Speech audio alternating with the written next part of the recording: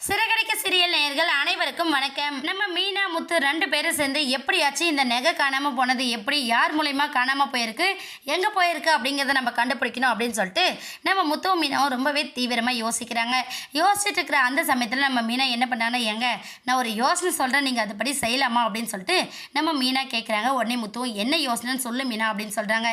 எங்கள் வீட்டு பக்கம்லாம் நகை ஏதாச்சும் காணாமல் போச்சு அப்படின்னா நம்ம தெரிஞ்ச சாமியார் ஒருத்தர்கிட்ட முட்டையை கொடுத்து மந்திரிச்சோம் அப்படின்னா கண்டிப்பாக இல்லை வெத்தலையில் மை போட்டு பார்த்து யார் எடுத்தாங்க, என்ன எங்கே இருக்காங்க அப்படிங்கிற எல்லா விஷயத்தையும் அந்த வெத்தலையில் மை போட்டு காட்டிடுவாங்க.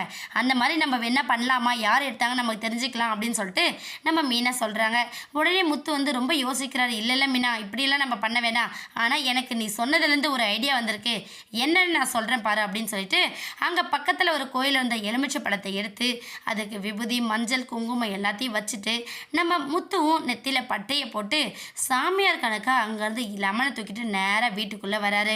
வீட்டுக்குள்ளே வந்ததுமே சாமியே அப்படின்னு சொல்லிட்டு வர நம்ம முத்து கத்திட்டு இருக்கிற சத்தத்தை பார்த்ததுமே நம்ம மனோஜ், அண்ணாமலை, விஜயானு எல்லாருமே ஒரு மாதிரி ரியாக்ட் பண்ணுறாங்க. என்னடா இது, இந்த முத்து பையனுக்கு நகை காணாமல் போனதுனால பைத்தியம் பிடிச்சிட்டோ அப்படிங்கிற மாதிரி நம்ம விஜயா ஒரு பக்கம் யோசிக்கிறாங்க.